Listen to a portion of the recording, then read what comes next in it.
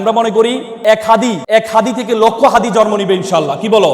যত যাবে রক্ত হাদিরা হবে শক্ত, তোমরা হবে শক্ত ইনশাল্লাহ। তোমাদের জুলাই অভ্যুত্থানের একজন সংগঠক, আমার ঢাকা বিশ্ববিদ্যালয়ের এক ছোট ভাই হাদি, ওসমান হাদি। এটা খুবই দুঃখজনক। আমরা বাংলাদেশে তোমরা যারা জেনজিরা 2000 জেনজি জীবন দিয়েছে আমার দেশকে সুন্দর করার জন্য। আমাদের দেশের যে সংস্কৃতি এত বছর ধরে তৈরি হয়েছে, সেই সংস্কৃতিকে পরিবর্তন করার জন্য জেনজিরা তাদের তাজা রক্তটুকু বিলীন করে দিয়েছে। একসময় তোমাদেরকে আমরা ফার্মের মুরগি বলতাম যে তারা পাবজি খেলে, তারা বিভিন্ন গেম খেলে, তাদের দিয়ে কিছুই হবে না। সে জেনজিরা আমাদের 17-18 বছরের যে জঞ্জাল, সে জঞ্জাল থেকে মুক্ত করে যে জেনজিরা স্লোগান দিয়েছে, বুকের মধ্যে অনেক ঝড়, বুক পেতেছি গুলি কর, সেই জেনজিদের কারণেই আমরা এই সুন্দর দেশ পেয়েছি। কিন্তু আমরা এখন দেখতে পেয়েছি গতকাল তফসিল ঘোষণা হয়েছে যে নতুন ভবিষ্যৎ, তোমাদের সামনে যে ভবিষ্যৎ, যে বাংলাদেশের স্বপ্ন তোমরা দেখেছো, সেই স্বপ্নে বড় ধরনের আঘাত হয়েছে। আমরা মনে করি এক হাদি থেকে লক্ষ হাদি জন্ম নিবে ইনশাল্লাহ। কি বলো?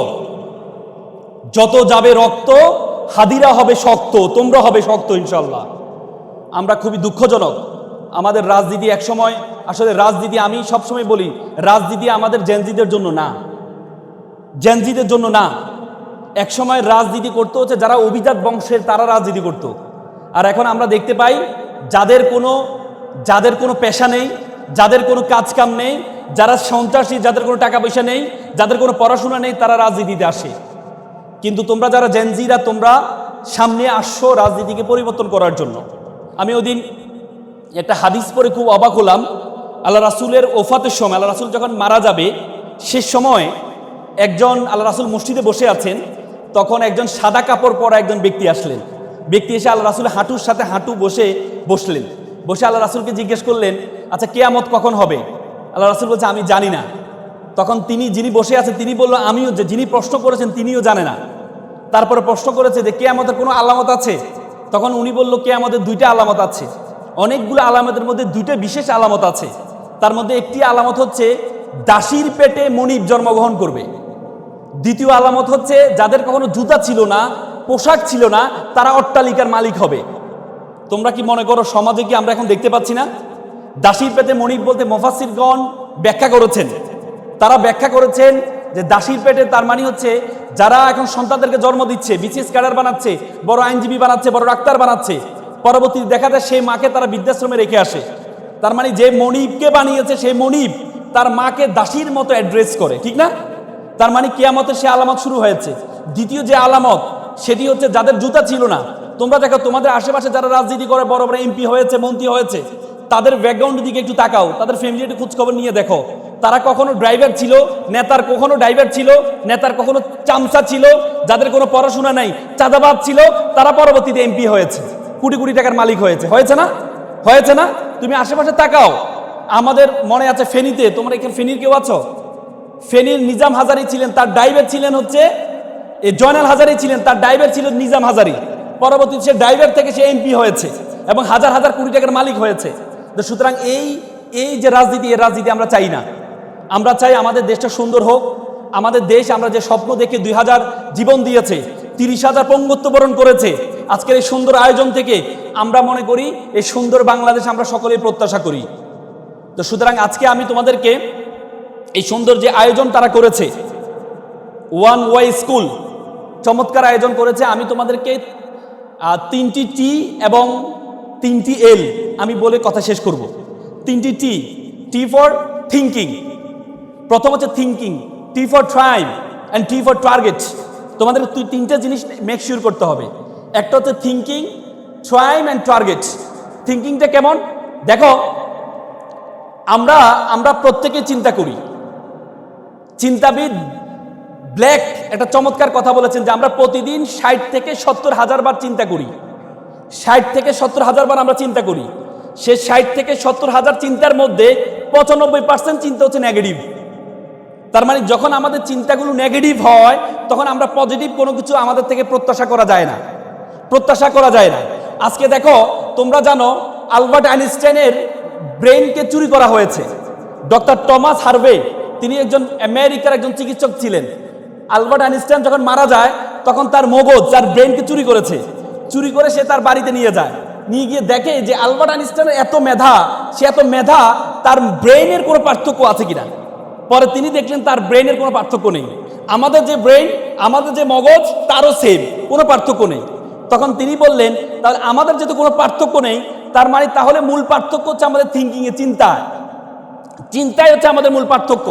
তুমি যদি ছোট চিন্তা করো, তাহলে তুমি ছোট হবা, আর তুমি যদি বড় চিন্তা করো তাহলে তুমি বড় হবা। একটা সাইকেলিং সংস্থা, যুক্তরাষ্ট্রের একটা সাইকেলিং সংস্থা, তারা একটা জরিপ করেছে।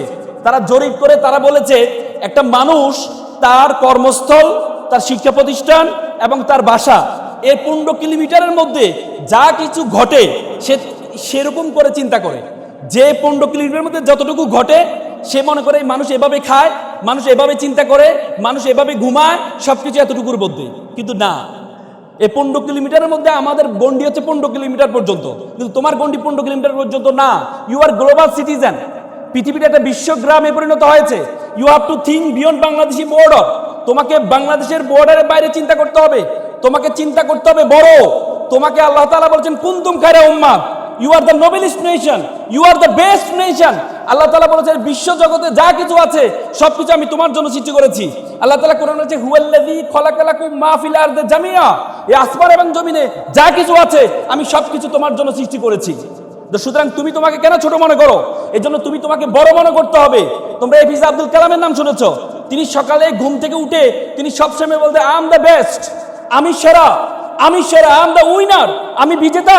টুডে ইজ মাই ডে, আজকে আমার দিন, আই ক্যান ডু ইট, আমি করতে পারবো। গড ইজ উইথ মি, সৃষ্টিকর্তা আমার সাথে আছেন। আমেরিকান একজন প্রফেসর তিনি বলেছেন ইউ বিকাম ইউ কনভারসেশন, তুমি যেটি তুমি বলো।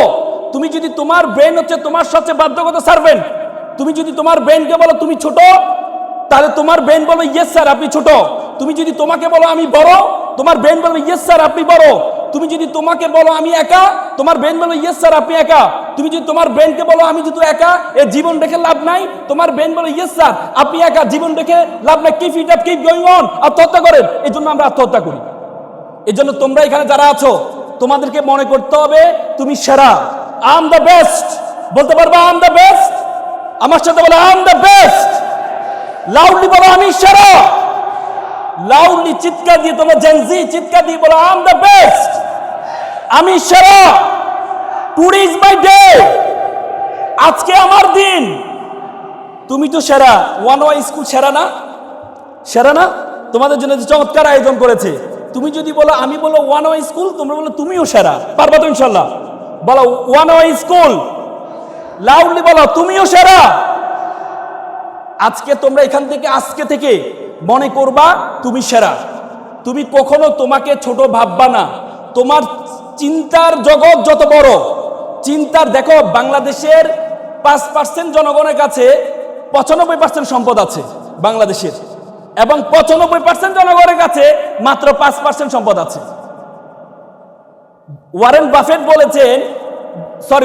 বিল গেটস বলেছেন যদি পৃথিবীর যত সম্পদ আছে সকল সম্পদ যদি সকলের কাছে সমভাবে বন্টন করে দেওয়া হয় সকলের কাছে, তাহলে মাত্র 2 মাসের ব্যবধানে বিলিনিয়ার যারা ছিল তাদের কাছে সকল সম্পদ আবার ফেরত যাবে। তার মানে তোমাকে আমাকে যদি সম্পদ দেওয়া হয় আমরা কি চিন্তা করব? আমরা চিন্তা করবো না আমি তো বিদেশ ঘুরবো, আমি একটা আইফোন কিনবো, আমি একটু একটা গাড়ি কিনবো। তুমি যার থেকে বিদেশ ভ্রমণ করার জন্য যে বিমানটা টিকিট কাটবা, এই বিমান বিলিনিয়ারদের। তুমি আইফোন কিনবা, এটা তাদের। তুমি যে গাড়ি কিনবা, এটা তাদের। তার মানে 2 মাসের মধ্যে সকল সম্পদ আবার বিলিনিয়ারদের কাছে চলে যাবে। তার মানে বিলিনিয়ার এবং তোমার মধ্যে পার্থক্য হচ্ছে শুধু চিন্তা। মানুষের ব্রেনে কোনো পার্থক্য নেই। তুমি জীবনের শুরুতেই বিজেতা ছিলে। তোমার আর তাদের মধ্যে, আমার আর তাদের মধ্যে পার্থক্য হচ্ছে চিন্তার পার্থক্য। ব্রিটিশরা আমাদের মাথায় ঢুকিয়ে দিয়েছে, আমাদেরকে শাসন করেছে। তারা আমাদেরকে মাথায় ঢুকিয়ে দিয়েছে যে ছেঁড়া কাতায় শুয়ে লাখ টাকা স্বপ্ন কেন দেখো। তারা আমাদেরকে অ্যাপ্লিকেশন শিক্ষা, কেরানি পদে চাকরির জন্য আবেদন, কখনো দেখেছো সিইও পদে চাকরির জন্য আবেদন শিখাইতে? তোমাকে এমডি পদে চাকরির জন্য আবেদন শিখাইতে? তারা তোমাদেরকে বলছে তোমরা আজীবন দাসে থাকো, তোমরা চিন্তা করবা ছোট। এই চিন্তা ছোট করলে হবে না, তোমাকে চিন্তা করতে হবে বড়। পারবা তো ইনশাল্লাহ?